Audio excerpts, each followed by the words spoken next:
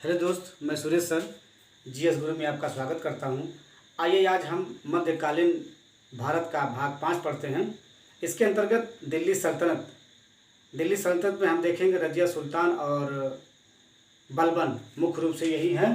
तो रजिया सुल्तान यह इल्तुतमिश की पुत्री रहती है। इसके पहले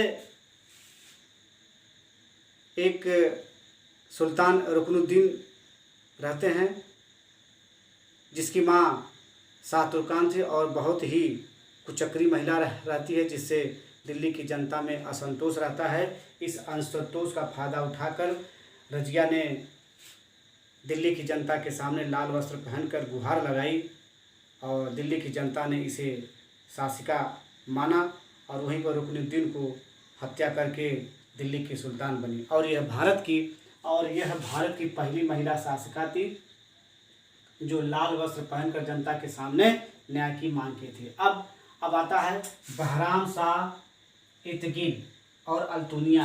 बहराम शाह का नेतृत्व यह इतगिन और अल्तुनिया करते हैं। इतगिन और अल्तुनिया कौन थे? यह 40 गुलामों सरदारों के मुख्य भूमिका निभाते थे। अर्थात इल्तुतमिश ने जो तुर्कान चहलगानी की स्थापना किया था, उस 40 गुलाम सरदारों में इतगिन और अल्तुनिया बहुत ही सर्वश्रेष्ठ थे। इन्होंने बहराम शाह का साथ दिया, क्योंकि जब रजिया सुल्तान शासिका बनती है तो रजिया सुल्तान बहुत ही तेज तर्रार महिला थी, जिनके आगे इन 40 गुलाम सरदारों की चल नहीं पाती थी।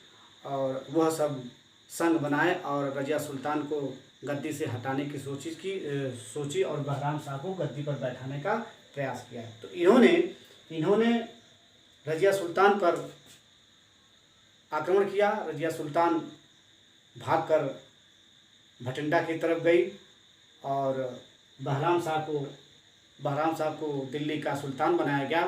तो बहराम शाह ने क्या किया, एक नए पद को सृजित किया था जिसका नाम था नायब। इस नायब के पद पर सबसे पहले इतगिन को रखा था, जिससे अल्तुनिया नाराज़ हो जाता है। अल्तुनिया जब नाराज़ हो जाता है तो वह दिल्ली से निकलकर भटिंडा में जाकर के रजिया से मिलता है। रजिया से मिलकर अपना वैवाहिक संबंध स्थापित करता है, अर्थात विवाह करता है और एक नई सेना तैयार करके बहराम शाह पे आक्रमण करता है। तो बहराम शाह की सेना अल्तुनिया और रजिया को परास्त कर देती है। जो अल्तुनिया और रजिया भागकर भटिंडा की तरफ चलते हैं। रास्ते में ही एक कैथल नामक स्थान पड़ता है, जहाँ पर यह दोनों एक पौधे के नीचे आराम करते हैं, जहाँ पर इन्हें कुछ डाकुओं ने क्या किया था, 1240 में इसकी हत्या कर दी, अर्थात वध कर दिया। तो रजिया सुल्तान का यही समय समाप्त हो जाता है। अब आते हैं बहराम शाह।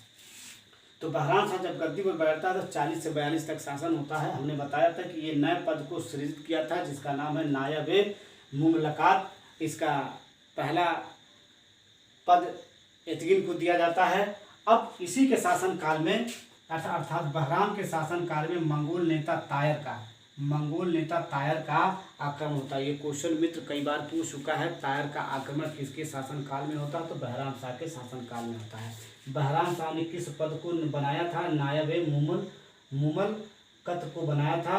और भारत की पहली महिला शासिका रजिया सुल्तान थी। ये क्वेश्चन कई बार पूछा है कि भारत की प्रथम शासिका कौन है? तो रजिया सुल्तान है और ये इल्तुतमिश की पुत्री थी। अब देखते हैं बहराम शाह के बाद अलाउद्दीन मसूद शाह 1242 से लेकर 1246 तक शासक होते हैं। इन्होंने 4 वर्ष 1 माह तक शासन किया। उसके बाद इनकी मृत्यु, इनका वध कर दिया जाता है। और बढ़ते हैं नसरुद्दीन महमूद शाह, ये 46 से लेकर 65 तक होते हैं। इन्हें इतिहासकारों ने दिल्ली का आदर्श सुल्तान के नाम से पुकारते हैं। अर्थात ये क्वेश्चन पूछ चुका है कि दिल्ली का आदर्श सुल्तान किसे कहा जाता है? तो नसरुद्दीन महमूद शाह को कहा जाता है। अब नसरुद्दीन महमूद शाह बहुत ही सुशील सभ्य व्यक्ति होता है। वो राजनीतिक में बहुत कम अपने आप को ढालने का प्रयास करता है। वह राजनीतिक से बहुत दूर होता है। उसने शासन की सारी शक्तियां अपने नायब बलबन के हाथों में दे देता है। बलबन ने सभी शक्तियों का प्रयोग करता है और नसरुद्दीन महमूद शाह को एक बहुत ही शौक था कुरान की नकल करना। वह कुरान की आयतों को नकल करके एक नया कुरान बनाता था।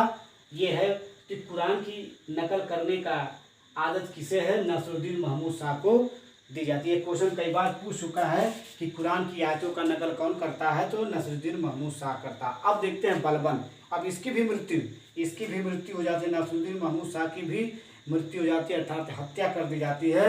हत्या के बाद कहा जाता है कि बलबन ने इसे विष दे करके मार दिया, या कुछ इतिहासकार कहते हैं यह बीमारी के कारण मरा। तो बहुत सारे अलग अलग इतिहासकारों ने अपना अपना मत दिया है। तो अब आइए देखिए बलबन 1265 से लेकर 87 तक शासक रहता है। यह इसके पहले बलबन भी 40 गुलाम सरदारों के गुट में शामिल रहता है। यह जानता है कि 40 गुलाम सरदारों की मुख्य भूमिका क्या है। तो 40 गुलाम सरदार ये क्या करते हैं? सुल्तानों को हटाना, सुल्तानों को वध करना, उतारना बैठाना इनकी मुख्य भूमिका हुआ करती थी। तो बलबन भी 40 गुलाम सरदारों का भी क्या था? 40 गुलाम सरदारों का भी एक सदस्य था। वो जानता था कि जब तक यह 40 गुलाम सरदार रहेंगे तब तक हम शासन की बागडोर अच्छे से नहीं संभाल पाएंगे। तो सबसे पहले उसने क्या किया था? इल्तुतमिश के द्वारा स्थापित तुर्कान चिहलगानी को क्या करता है? सफाया कर देता है। जितने भी सरदार रहते हैं उनको समाप्त करके ख़त्म कर देता है, ताकि वह शासन में विद्रोह उत्पन्न न करे, शासन के संचालन में क्या करे? बाधा न डाले। तो आइए आप देखते हैं सुल्तान के सम्मान। बलबन ने क्या किया था? सुल्तान का सम्मान बिल्कुल समाप्त हो चुका था, एकदम नगण्य हो चुका था, उसका कोई सम्मान ही नहीं था। जब चाहे तब सुल्तान को बैठा देना, उतार देना। तो इस सम्मान को प्राप्त करने के लिए बलबन ने कुछ कार्य किए थे। बलबन ने सुल्तान के पद और प्रतिष्ठा के लिए कुछ कार्य किए थे। देखते हैं कि सुल्तान के सम्मान को बरकरार रखने के लिए बलबन ने क्या किया था? सुल्तान के सम्मान को बरकरार रखने के लिए उसने सिजदा और पैबोस अर्थात झुककर और जमीन को चूमकर सुल्तान को क्या करते हैं? सलाम किया जाता है। तो ये प्रथा प्रारंभ किया था, जिससे सुल्तान की प्रतिष्ठा को सम्मान मिले, अजय प्रतिष्ठा मिले। अब उसने क्या किया? दूसरा काम करता है, ईरानी त्यौहार नवरोज प्रथा को प्रारंभ करता है।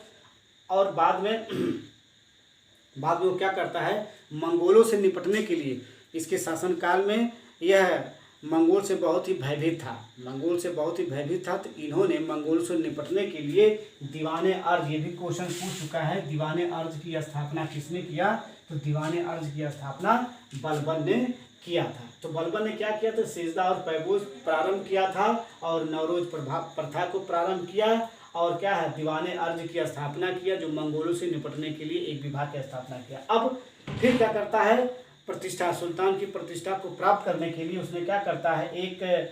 एक नीति को लागू करता है, लौह और रक्त की नीति। यह लौह और रक्त की नीति को सुल्तान के बगल में जब सुल्तान चलता था आगे पीछे लाल सफ़ेद धारित तलवारें लेकर जनता चलती थी, आगे पीछे लौ लश्कर के साथ चलती थी। इससे सुल्तान की पदवी को बढ़ावा मिलता था, प्रतिष्ठा मिलती थी। तो उसने क्या किया था? सुल्तान की प्रतिष्ठा को स्थापित करने के लिए लौह और रक्त की नीति को अपनाया था। ये क्वेश्चन बार बार पूछ चुका है। लौह और रक्त की नीति किसकी है? तो बलबन की है।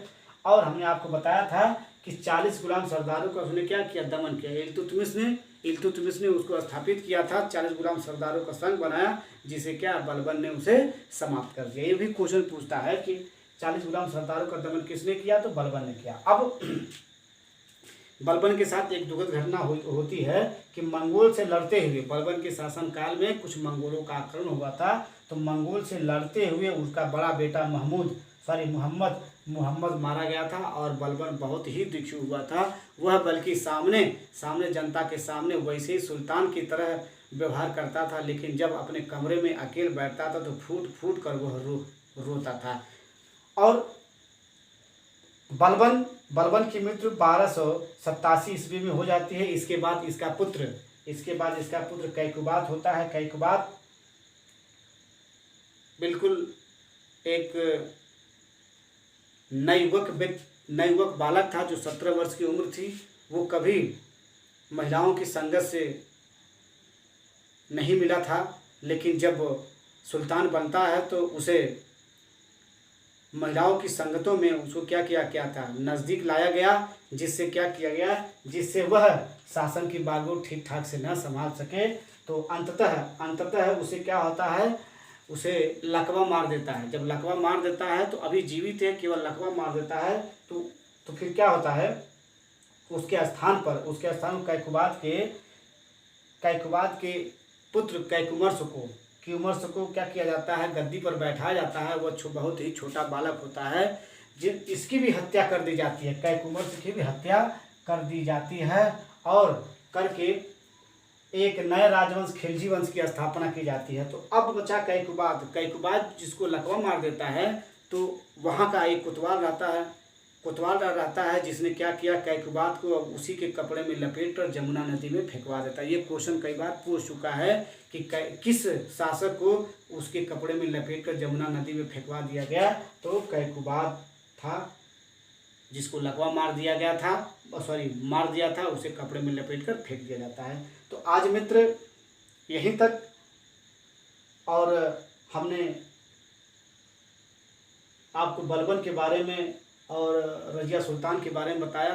अंतिम वाक्य ये है कि गुलाम वंश का, जैसे क्यूमर्स को जब मार दिया जाता है तो यह गुलाम वंश का अंतिम शासक होता है, अंतिम सुल्तान होता है, अर्थात इलवरी वंश का यहीं पे बिल्कुल समाप्त हो जाता है। एक नए राजवंश की स्थापना होती है जिसे खिलजी राजवंश कहा जाता है। तो दोस्त आज यहीं तक, कल हम इसके आगे पढ़ाएंगे, और आपसे रिक्वेस्ट है कि आप हमारे मैटर को देखने के बाद हमारे चैनल को सब्सक्राइब करिए, शेयर करिए, लाइक करिए। धन्यवाद।